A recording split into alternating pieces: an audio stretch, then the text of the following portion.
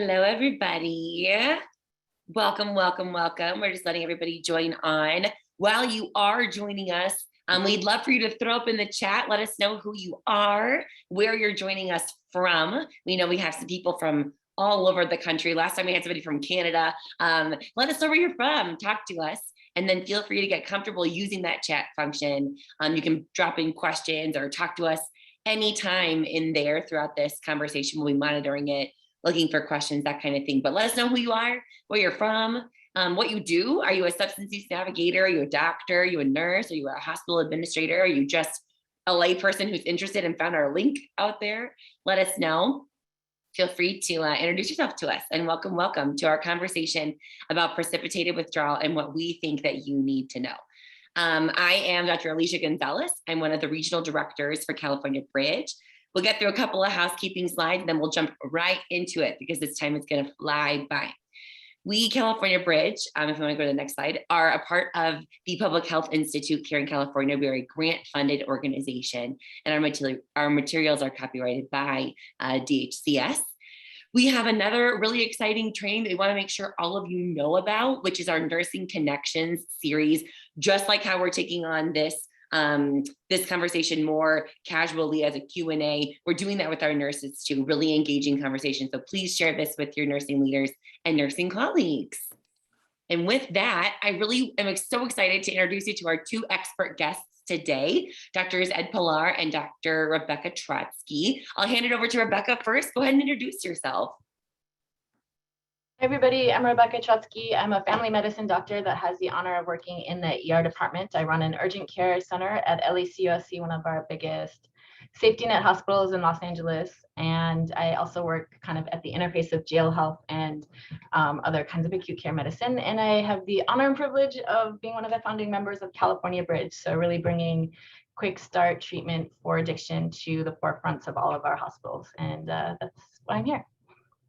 And according to one of the people in the chat, you have the coolest glasses, which you absolutely do. Dr. Pilar. I'll second that motion. So good morning, good afternoon, good evening to all. I am an attending emergency medicine faculty physician at Arrowhead Regional Medical Center in Colton, California. And so I'm also board certified in addiction medicine, and I also have the privilege of working in our Bridge ER program, a Bridge Community MAT program, as well as a county correctional institution MAT program. And it's a supreme privilege to be a part of this. So I appreciate your time. Awesome. I think all three of us would probably agree doing this work is one of the best parts of the many hats that we wear. We love this job. And so let's get right into it. I feel like when we do our technical assistance and we're supporting our sons and our sites out there, the concern about precipitated withdrawal is the hottest, most common conversation that we are having these days. So maybe we could first address, why is that? Where is this fear coming from? Why are we so concerned about precipitated withdrawal? Yeah, I can start maybe from a structural point of view. I did a lot of X-waiver training. So this is the training that the government used to mandate for providers in order to get the privilege of prescribing buprenorphine to our community members. That recently was waived for many clinicians. However, before then, we all had to sit through 8-hour classes. And the actual technology of buprenorphine is so simple and elegant. It's probably something that's like 8 seconds for many clinicians to understand. So the content and modules that were prescribed by the government to deliver to clinicians really focused on things like precipitated withdrawal for a long number of hours. So as somebody who trained thousands of doctors, I over the years tried to really minimize the fear of the X-waiver training and deliver it in a way that did not overemphasize precipitated withdrawal. I do believe structurally that the fact that we had to give 8 hours, we had to fill those 8 hours, meant that a lot of content and a lot of talking and a lot of dialogue initially started about precipitated withdrawal that was completely unfounded, the level of hype that we put around it. Sure. Ed, thoughts about that? Yeah. So I'll go on to say that I think everyone would be in violent agreement that our patient population isn't exactly known for their veracity. So what I've learned over many years is that connection is much more important than communication, because our patients They know stigma, they know judgment, shame, and in all cases are coming to the ER in some form of suffering, not to mention withdrawal, and they're probably anticipating more of the same. So we rarely get more than one chance to connect, and that is part of the art of medicine for me. And so taking the extra minute or two, especially in a busy ED in my world, where we're always task oriented, and it's probably the same in everybody else's facility, it's very important to give that patient the opportunity to feel like you care for them. Because as we all know, patients don't care about what you know, they care about how you make them feel. So to read between the lines a little bit, I think what you're both saying is some of this concern about precipitated withdrawal came from this onerous, probably unnecessary, very, very long 8 and 24-hour training we had to do before, where they talked about this issue a lot more than it probably needed to be talked about, which created some concern. And then also there's this patient end of it where our patients know this happens. They've heard about it. They're scared about it. And so perhaps there are experiences they've had, and we're not taking the time to do that conversation and address it up front. Maybe we don't have the comfort level to address it up front. And so it's an angsty thing for everyone because we know, like you were just saying, Ed, we can lose their trust. This is our one chance to treat a patient, get them in treatment. And if we mess it up and do this, they're gone. They're gone from us for forever. That's what I hear you're saying. I would also say that I think that's the fear of physicians. If we mess up, then we're never going to have this opportunity again. The reality is we often see our community members many times over, and we have a chance to apologize, like, sorry, I made a mistake, and this time let's try better. And that's not always the safe road for physicians to feel comfortable in. I think the other thing with withdrawal is it's the expertise of our patients and our community members with opioid use disorder. It's not necessarily the lived experience of physicians who've gone through multiple years of training. That said, of course, there's lots of physicians with opioid use disorder who understand it very intimately. But for many people, it's one of those disconnects between a lived experience and something they read about. And so they're trying to, go through a checklist and make sure as a physician, I'm not doing anything wrong, with this fear of, if I do mess up, just like Ed said, oh no, I possibly killed this patient because now they're gonna go and overdose, and I had this one moment and I failed. And so that's like how doctors think often, like it's all on me, and if I fail, then it's over, right? We all know that's not true. We have relationships we build with people over time. My community health workers are like, I talked to that patient 5 times since you saw them last week, right? Like our community members and our extenders are going into the community and talking to people. So I think that's part of like how doctors think too. Like, I have this one moment, if I don't get it right, I'm over and done, crash, and that's part of, I think, the weird culture that we come from.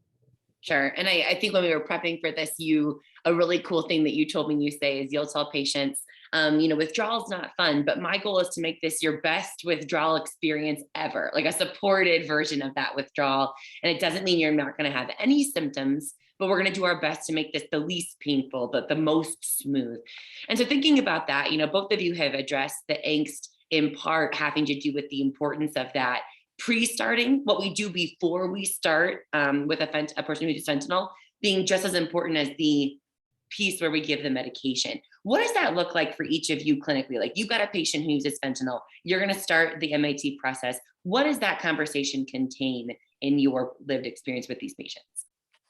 Yeah, so for me, again, it goes back to the basics of connection, and that's sitting down, eye contact, and body language, using empathic verbal gestures to acknowledge their current state of suffering. So I'll say things like, I'm glad you came in. I can only imagine how this feels to go through this, and I want to reassure you, this is a judgment-free, a safe place, and you can be honest with me, because through that honesty, I'll be able to treat you better and safer. And then I'll ask certain questions, because I think there are some risk factors to precipitated withdrawal. And patients, again, they're not likely to be forthcoming that they took a methadone dose 12 hours before they came in because they didn't know what else to do. Or they say they're only using meth or Xanax or anything. For me, anything from the street is fentanyl. Mm-hmm. So I assume all patients are coming in with fentanyl contamination.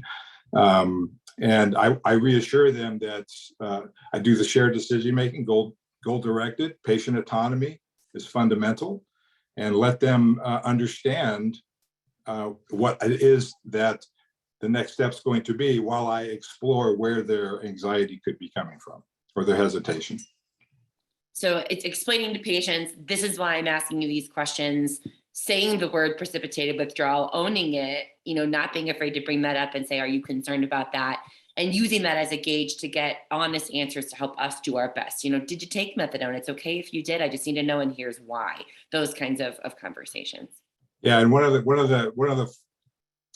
an important question I've learned to ask is, have you ever put yourself into rapid withdrawal or precipitated withdrawal? They may not understand what precipitated withdrawal is. And if they've had that experience, then that helps me tailor their treatment plan. But also, I might have to spend a lot more time in bringing them into what the next step's going to be, should they decide to do it. Yeah. And one thing can I just interject? Because I don't think I ever say the word precipitated withdrawal to my patients, and I rarely say it to my learning clinicians who work with me. I want to know what this patient's experience with withdrawal is. So I'm like, when was the last time you were in withdrawal and what was that like for you? And I'll say that in a variety of language ways, but I definitely give the ownership of the experience to the patient and let them know that they're the expert of withdrawal and how it feels in their body. And so usually people are very cognizant of what that looks like and feels like. And then I'm listening for their words of how they describe it back to me. And then I'll echo it back to them like, oh, that sounds like a lot of muscle pain, a lot of belly aches, some diarrhea. Those are signs of withdrawal. Have you ever put that, those symptoms together with that word? Some people really have, they're like, yeah, dude, that's my withdrawal. But other people are like, oh, like they don't really have that kind of label for those symptoms, right? So I'm like, that's a withdrawal. When you feel that pretty bad, start your buprenorphine, because this will hopefully be the last time you're gonna feel withdrawal. And I also, temper it with 9 out of 10 of my patients start buprenorphine or Suboxone, no problems. They feel great. They feel like their old selves again. Every once in a while, we get the timing wrong. We get the dose wrong. Something's just different about their bodies. That's okay. We'll work with you. And, come 2 days from now, 3 days from now, you're going to feel awesome on this medication. So today might be a rocky day. Hope it's not. I hope it's a perfect day for you. But here's what we can do if it's not rocky. There's a lot of things we can do going forward so that they know that it's most likely going to go well. Might be a little rocky. That's okay. We anticipate it. We talked about it. We have some tools. They can tell me and I can do next step. They can do next step. And we're in it together. And I think part of this is echoing back that we do need to clarify that when we talk about precipitated withdrawal, and we addressed this a little bit in the last session, much of what patients call precipitated withdrawal, or even clinicians, isn't. It's just Right. withdrawal. Yes. It's just more complicated because of the substance they used, or they have fentanyl stores built up in their fat of their body, those kinds of things. And so thinking about all of this put together, real precipitated withdrawal is rare. And we talked about that in the last session. It's not as common. What does a patient who's in true precipitated withdrawal look like? And how is that different to a patient who's just experiencing withdrawal that might be a little bit more complicated to treat? Yeah, the best way I've heard it described is it's a sudden, quick worsening of your withdrawal symptoms.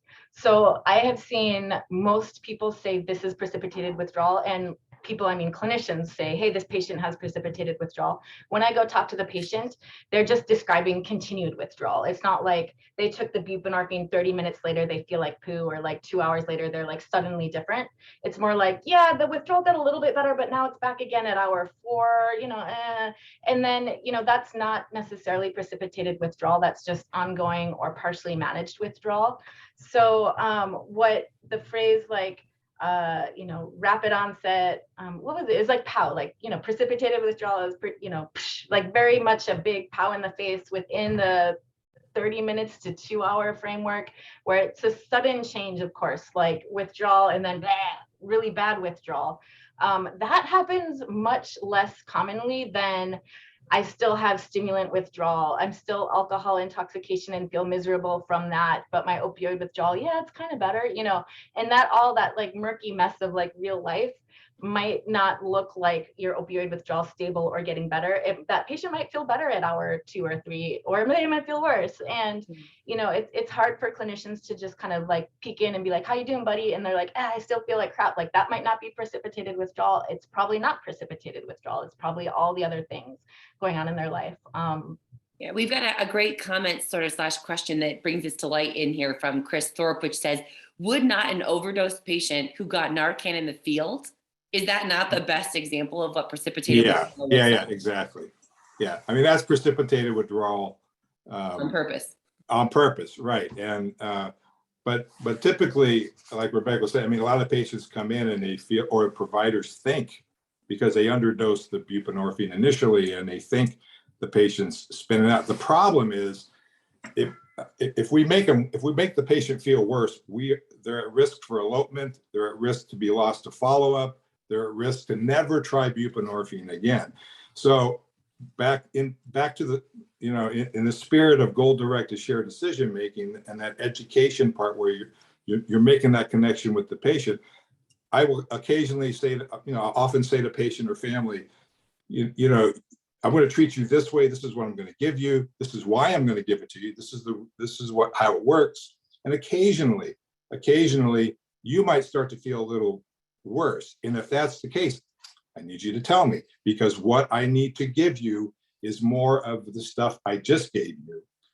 Because what we need to do is, you know, saturate those receptors, you know, try and make it understandable. And patients appreciate that. Yeah, we have a little catchphrase. This is not perfect science, but that we like to say around here, right, is what is precipitated withdrawal? It's when too little buprenorphine is given too soon. Yeah. Right? Yeah. Too little, too soon. And so when we are in that moment, and we're talking again about rare, actually precipitated withdrawal, the patient gets buprenorphine and suddenly, pow, like Dr. Trotsky said, bam, they look terrible. They are sweating, they are in pain, they are agitated all of a sudden. Not slowly got worse or kind of rebounded after their medicine wore off. Suddenly got worse. What do we do? I'm sitting here, oh my goodness, I did this. This person I think is really withdrawing precipitously. What do I do now? So it's, I guess in one sentence, bupe and more bupe. Right? Bupe and more bupe.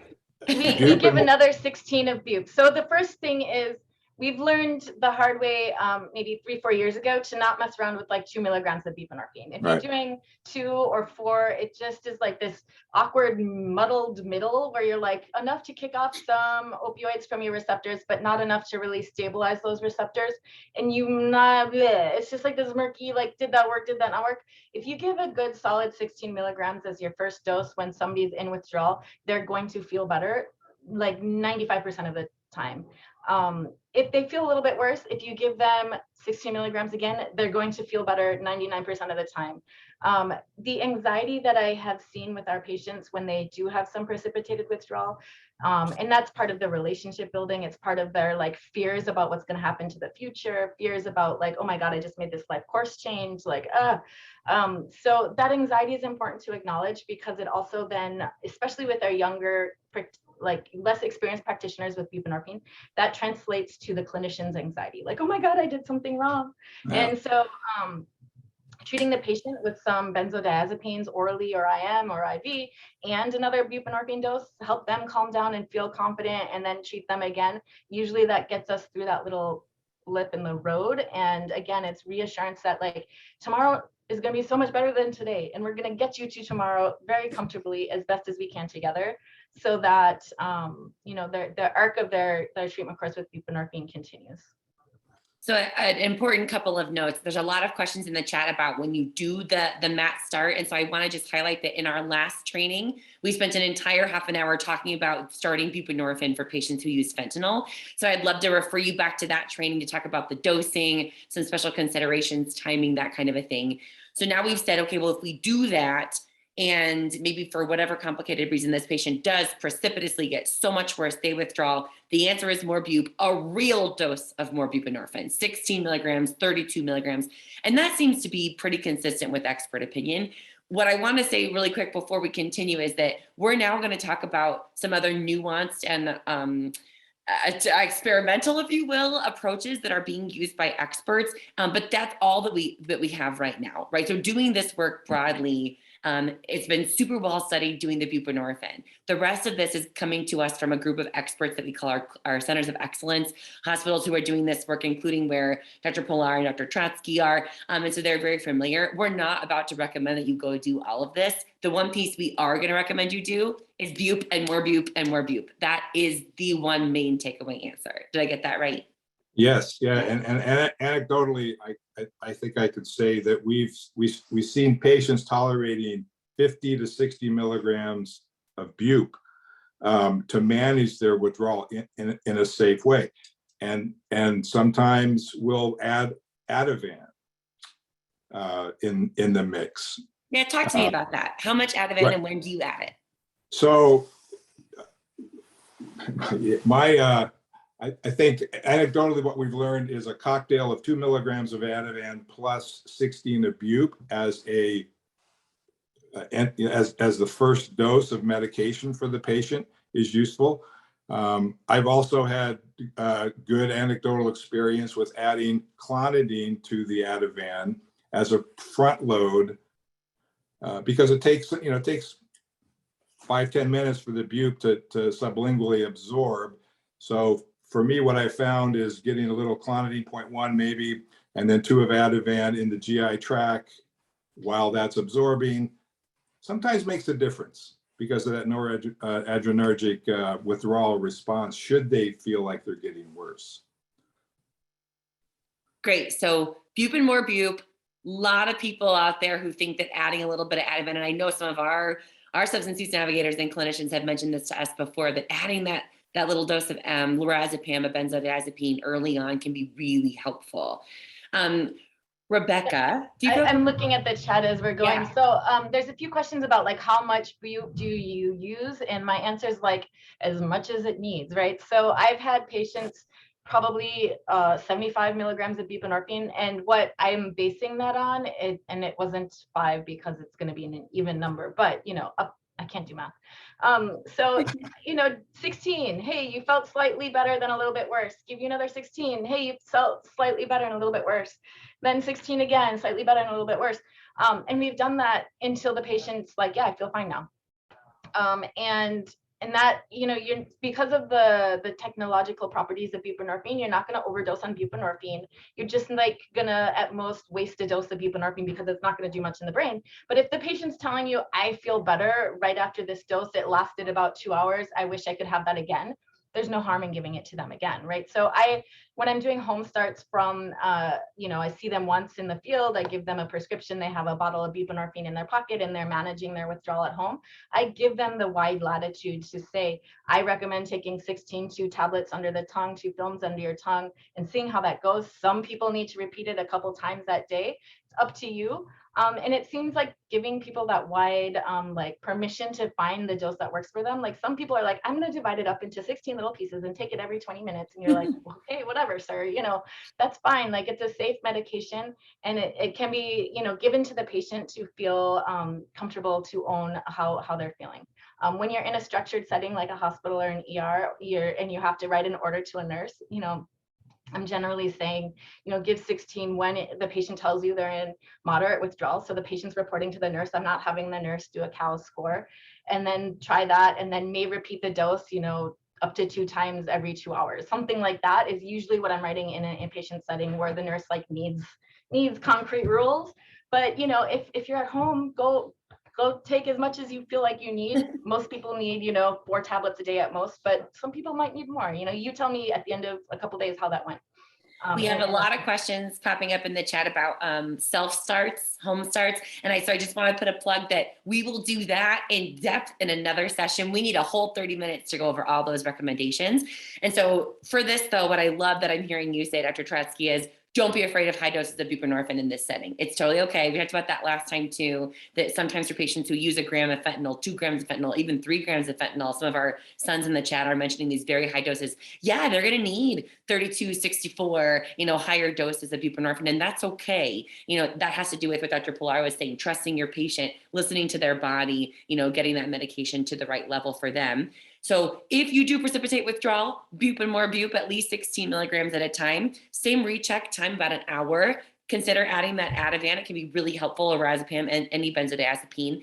So I'm hoping we can talk about a couple more things that, again, disclaimer, are maybe emerging trends. That's the whole point of this series. I'm not recommending you do the following items, but I would love our experts to talk to you about what they're trialing in their practice. And so maybe we start with whichever one of you wants to talk about ketamine. Let's talk about ketamine a little bit. Yeah, I can talk about it. And I use this in my structured setting. So I'm not sending people home with a pill bottle of ketamine. What I'm doing is, and this is more for my patients who have known opioid use disorder, are in the hospital because they ran out in the middle of the street, got hit by a car. Now they have like multiple fractures. Maybe they were intubated and they've gotten a ton of fentanyl.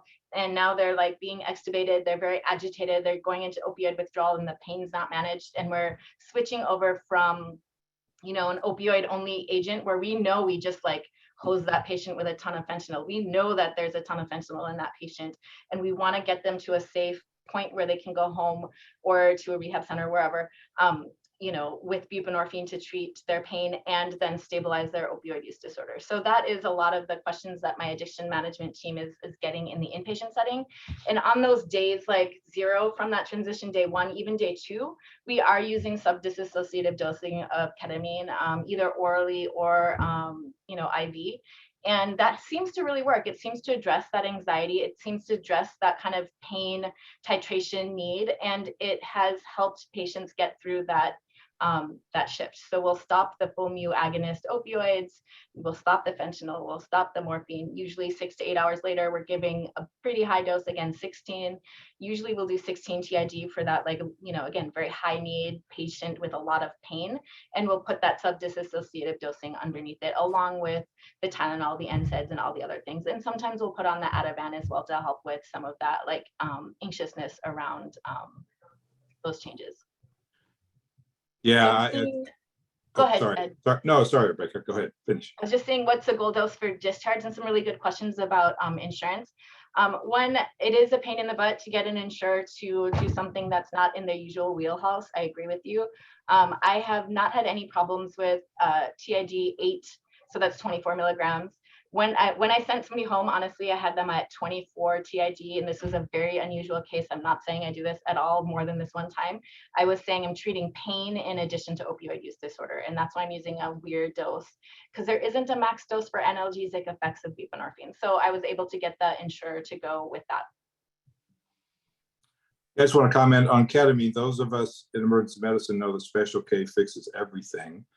And it's no surprise in this as well, because microdosing reduces the hyperalgesia by antagonizing MDMA receptors. It potentiates the mu receptor for bup signaling. It resensitizes that mu receptor, and it also has the added benefit of decreasing depressive symptoms too. So it's very, very useful to use, as Rebecca was saying. Great. So we've got bup and more bup. When this happens, add your Ativan. Is a pretty generally well-accepted practice. And also I want to make a disclaimer. We're not using brand names to be loyal to anybody. We're all just used to the ones we have in our hospitals. So when we say Ativan, lorazepam, you know, whatever you have on formulary, any benzodiazepine is great. We're seeing some success with ketamine, especially like Dr. Trotsky's saying, in person though, like while they're here with you in the emergency department, while they're in the hospital setting. That's a more controlled adjunct that we're using. And then when we're talking about these dosing levels, yes, you might need to get higher. Don't be afraid of that, you know, but you're still going to follow the algorithm. You're going to give like 16 milligrams, wait a little while, you know, give some more after an hour, give some more, follow your patient's body, and don't be afraid of doses that hit 48, 62 or 64. I can't do math either. But don't be afraid of these higher doses. And then, yeah, that patient might need to go home on maybe 32 milligrams twice a day, you know, might be the right dose for that patient of buprenorphine. So you've got to just tailor it to that person. One thing that Dr. Pilar says that I love is that we have to normalize the experience in our language, but you also have to personalize it. You have to let it be unique to whatever it is for that patient. So we don't have a ton of time left here. What would be your number one take home point, each of you? If you could send somebody home about precipitated withdrawal, what would it be? Well, for me, I'm assuming everyone is using fentanyl knowingly or unknowingly. Right.